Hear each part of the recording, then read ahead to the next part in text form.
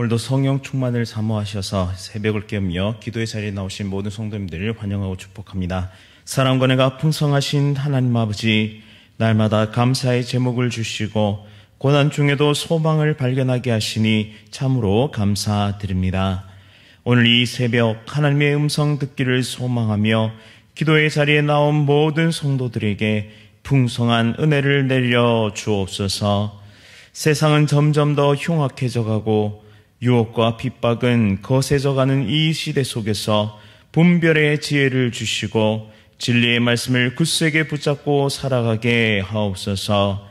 담임 목사님 가정과 원로 목사님 가정을 지켜주시고 날마다 풍성한 은혜와 사랑을 부어 주옵소서. 온 성도의 가정 또한 지켜주시며 모든 어려움을 이겨낼 힘과 믿음을 더하여 주옵소서. 이 나라와 이 민족을 지켜주시고 이 땅의 평화를 지켜 주옵소서. 군 복무 중인 주의 자녀들과 타 지역과 해외에 나가 있는 귀한 자녀들 눈동자와 같이 지키시고 인도하여 주옵소서. 천사 찬양대의 찬양 기쁘게 받아 주시오며 섬기는 모든 손길 위에 풍성한 복을 내려 주옵소서. 부족한 종이 말씀을 선포합니다. 하나님의 말씀을 제 입술에 부어주시고 진리와 생명의 말씀 잘 선포케 하옵소서. 예수 그리스도의 이름으로 간절히 기도드립니다. 아멘. 오늘 하나님께서 우리에게 주시는 말씀은 레위기 18장 1절부터 18절까지의 말씀입니다. 구약 성경 174면에 있습니다. 레위기 18장 1절부터 18절까지의 말씀 한 절씩 교독하실 때에 살아계신 하나님의 음성 들으시기 바랍니다. 여호와께서 모세에게 말씀하여 이르시되 너는 이스라엘 자손에게 말하여 이르라. 나는 여호와 너희의 하나님이니라. 너희는 너희가 거주하던 애굽 땅의 풍속을 따르지 말며 내가 너희를 인도할 가나안 땅의 풍속과 규례도 행하지 말고 너희는 내 법도를 따르며 내 규례를 지켜 그대로 행하라. 나는 너희의 하나님 여호와이니라. 너희는 내 규례와 법도를 지키라. 사람이 이를 행하면 그로 말미암아 살리라. 나는 여호와이니라. 각 사람은 자기의 살부치를 가까이하여 그의 하체를 범하지 말라. 나는 여호와이니라. 내 어머니의 하체는 곧 내 아버지의 하체이니 너는 범하지 말라. 그는 내 어머니인즉 너는 그의 하체를 범하지 말지니라. 너는 내 아버지의 아내의 하체를 범하지 말라. 이는 내 아버지의 하체니라. 너는 내 자매 곧 내 아버지의 딸이나 내 어머니의 딸이나 집에서나 다른 곳에서 출생하였음을 막론하고 그들의 하체를 범하지 말지니라. 내 소녀나 내 외손녀의 하체를 범하지 말라. 이는 내 하체니라. 내 아버지의 아내가 내 아버지에게 낳은 딸은 내 누이니 너는 그의 하체를 범하지 말지니라.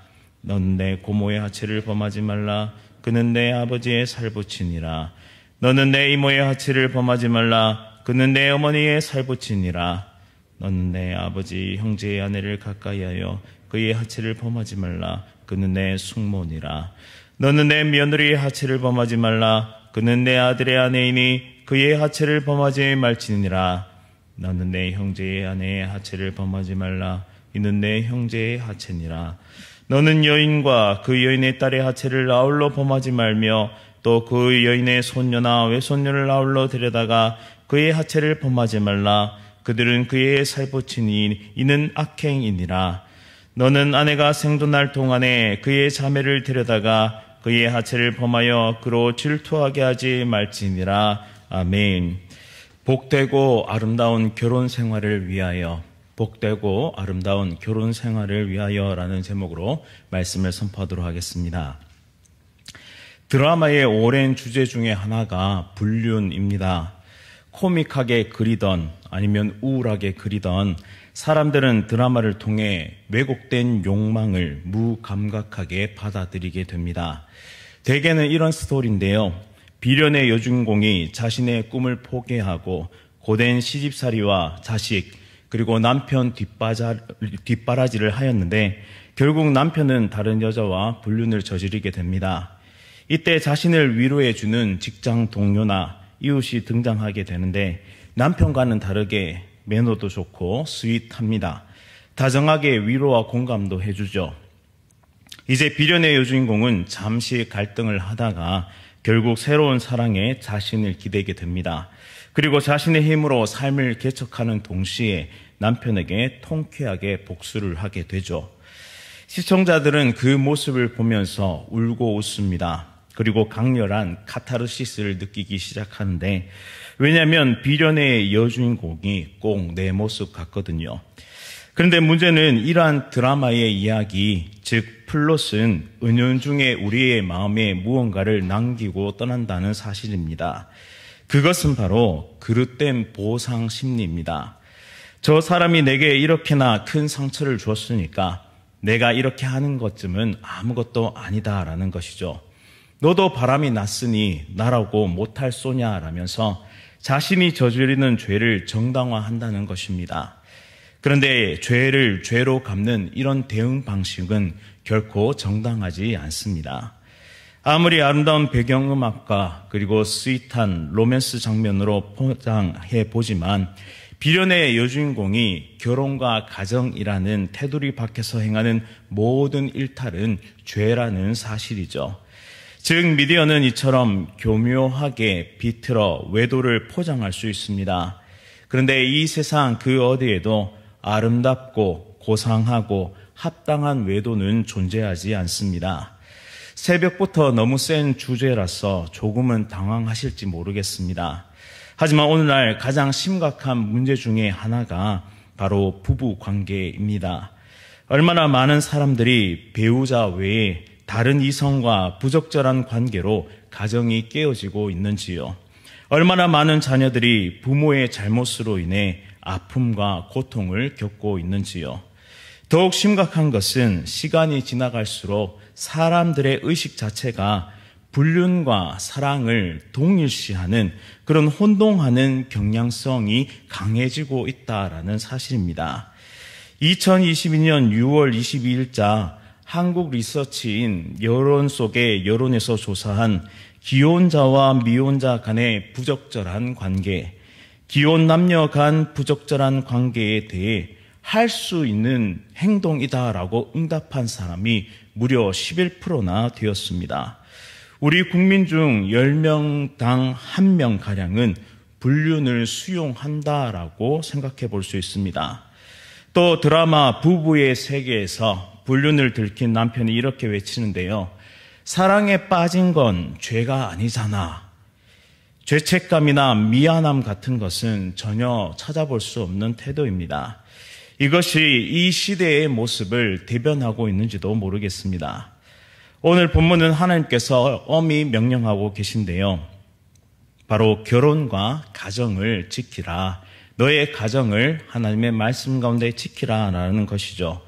본문 6절에 각 사람은 자기의 살부치를 가까이 하여 그의 하체를 범하지 말라. 나는 여호와이니라 라고 엄히 경고하고 계십니다. 여기서 하체를 범하다라는 것은 성적인 범죄, 성범죄를 저지르는 것을 말합니다. 하나님은 성을 부부 안에서 누리도록 만들어 주셨습니다. 또한 부부 사이를 넘어서는 순간 이 모든 것은 가정을 파괴시키고 한 인격을 파괴시키고 그리고 돌이킬 수 없는 결과를 낳게 만듭니다. 그러면서 7절부터 18절까지를 보시면 하나님은 둘러서 말씀하지 아니하시고 직설적이고 노골적으로 말씀하십니다.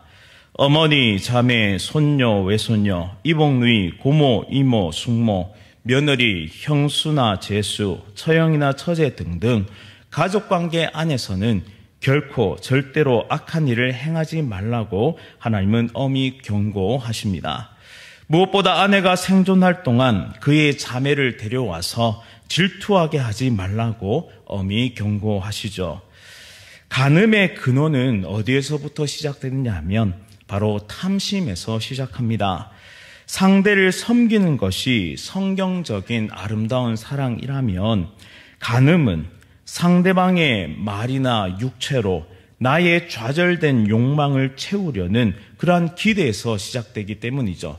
즉 탐심에서 간음이 시작되는 것입니다. 남편에게 혹은 아내에게 받지 못한 위로를, 기쁨을 혼의 관계 속에서 찾을 수 있을 것이라는 그릇된 희망이 끊임없이 드라마나 미디어를 통해 자극되고 있다라는 사실입니다.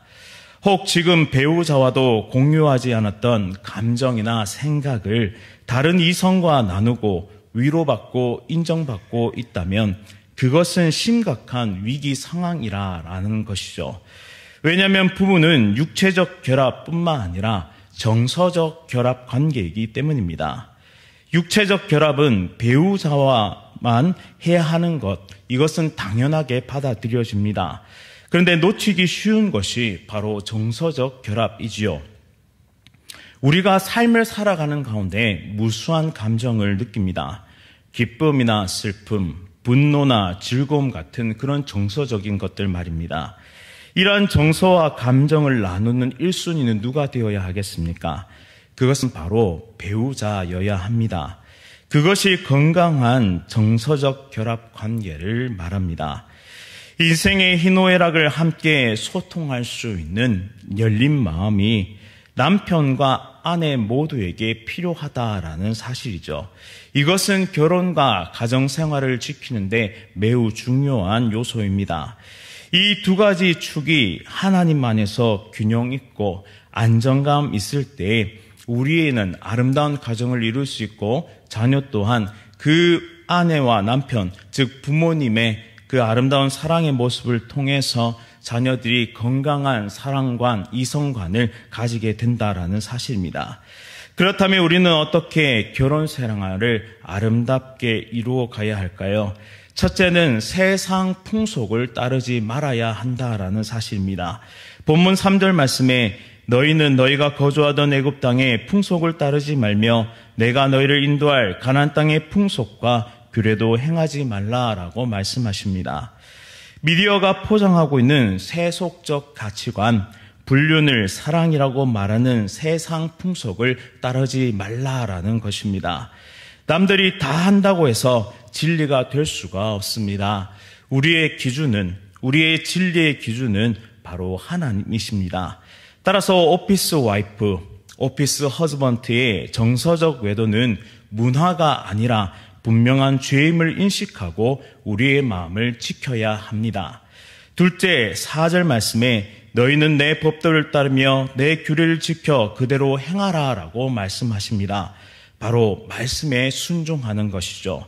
성경이 말하는 결혼 생활을 한 문장으로 요약하자면 그것은 우리의 모든 삶과 결혼 생활은 그리스도의 영광을 위한 것이다 라는 사실입니다. 하나님의 영광을 위하는 결혼 생활은 의지적인 사랑을 포함하고 있습니다. 우리가 혼인 서약을 할 때 이렇게 서약했는데요.